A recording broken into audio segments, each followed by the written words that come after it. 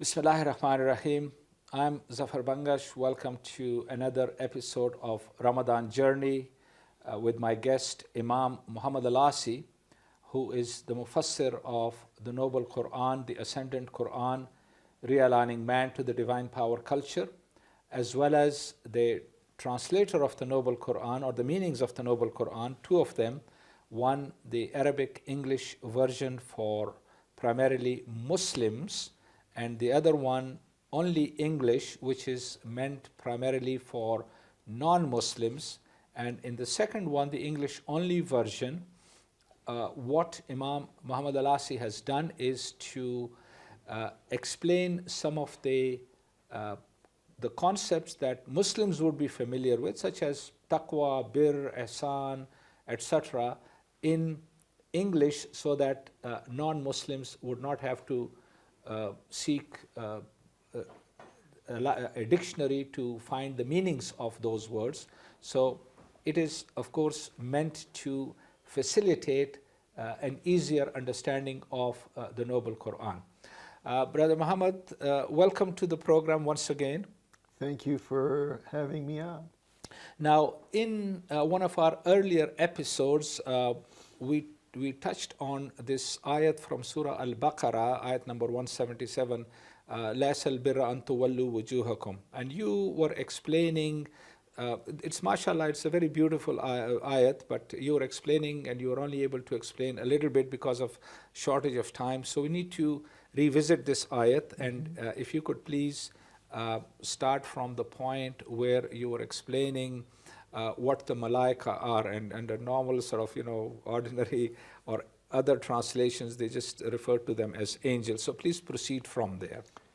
Yes, so this ayah, it begins by saying that freedom is not by facing towards, freedom is not facing in certain directions, basically. It specifies in Mashriq wal Maghrib, that's the best way of the 180-degree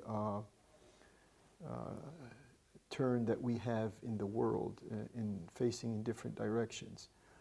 So Allah subhanahu wa ta'ala wants us to understand that freedom or freedom to move around and be at liberty, because freedom, I don't want to get into semantics, but there's a interchange between freedom and liberty, and that is not going to be gained by praying and by the rituals, but it is to commit yourself to Allah, and committing yourself to Allah, what follows that is to affirm the final day, the day of judgment, the day of accountability, and the angels, as it is quote unquote understood by the general public. There's a better understanding of angels, but I don't want to get on a discourse of that. And the scriptures that Allah has revealed and the messengers that He has sent, all of that comes in line with committing to Allah. وَلَكِنَّ الْبِرِّ, the same ayah is going, it says, rather, or bir is وَآتَ الْمَالَ عَلَى حُبِّهِ, you interchange. You see, the word ata is that it's like you're in possession of wealth, but you transfer this wealth to whom? It's not like you pay charity or you donate. It's like you're transferring this wealth. Ata al-mala ala, you transfer this wealth even though you are attached to it. You are in love with it. You want to have it yourself. وَآتَ الْمَالَ عَلَى حُبِّهِ. And then here, see, this is where the area of freedom the bir, this is where it begins to take hold in society and in the human condition.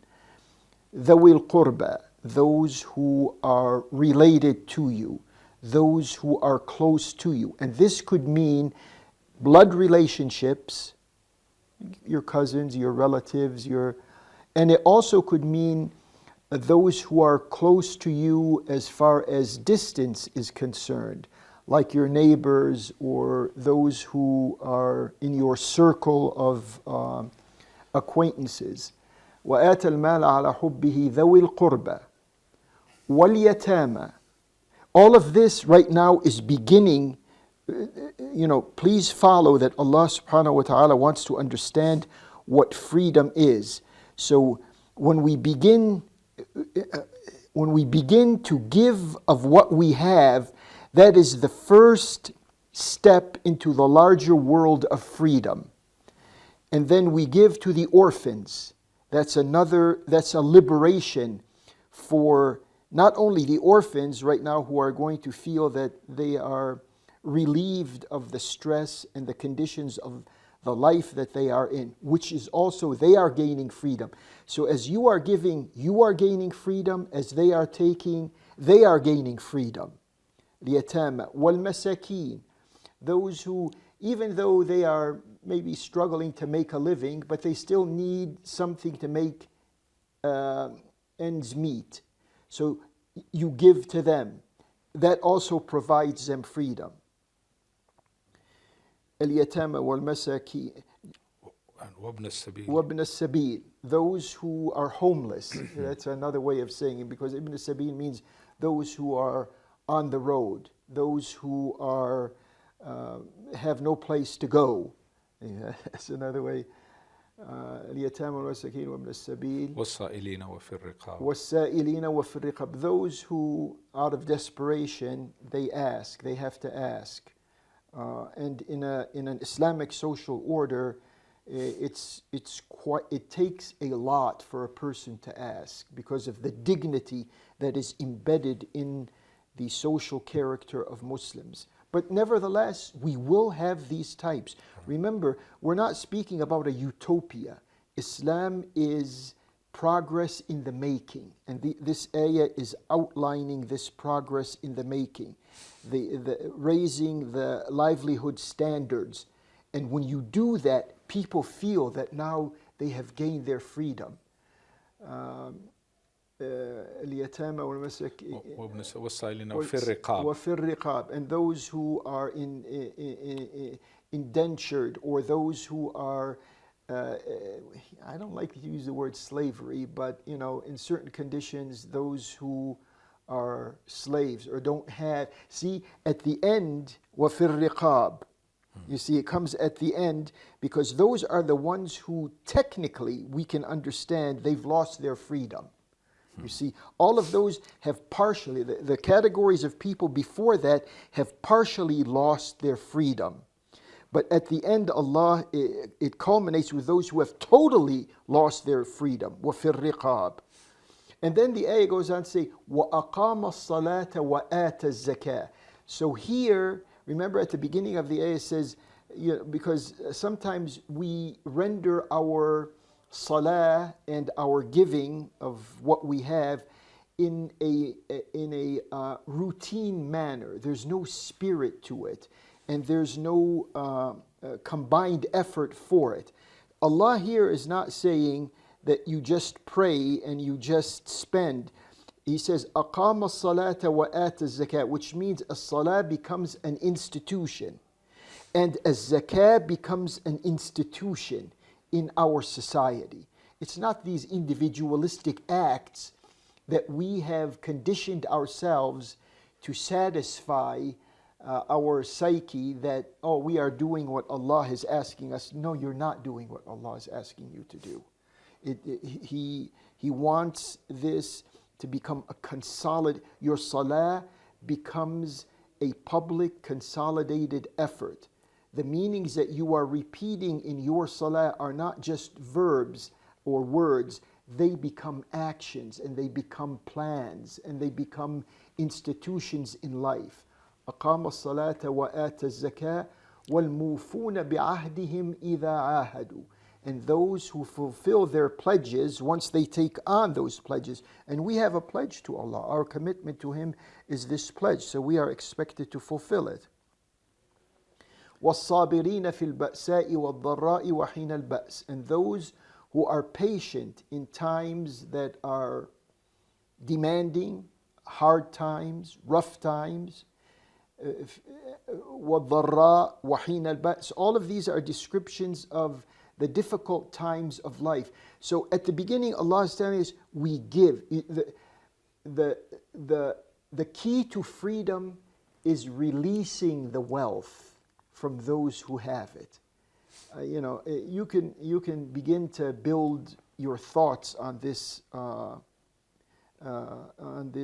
propelling idea. Freedom comes from releasing wealth.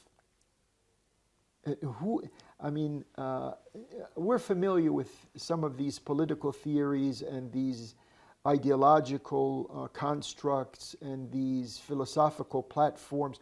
All of us are familiar, but who has, especially we Muslims, these are ayat in front of us. We're reading these ayat. Who has come to tell the public in the cacophony of the different left and right versus each other that freedom and liberty is achieved when the rich give to those who are in need, meaning that the wealth begins to dissipate in that group of people and begins to accumulate in the other group of people, right, so that we begin to achieve that liberty and freedom. I'm afraid I'll have to stop you there because our time is running short. It's so fascinating, the way you explained, but unfortunately time constraints prevent me from continuing. But inshallah, we'll continue this discussion. You have been listening and viewing my discussion with Imam Muhammad Al-Asi, the Mufassir of the Ascendant Quran, as well as who has produced these translations, wonderful translations, particularly the one in the English language. We urge all of our viewers to please get copies so that they can help us to promote this among non-Muslims so that they can also benefit from it. You've been watching Ramadan Journey. I'm Zafar Bangash. Thank you for watching. We look forward to seeing you on another episode. Until then, thank you very much. Assalamu alaikum wa rahmatullahi wa barakatuh.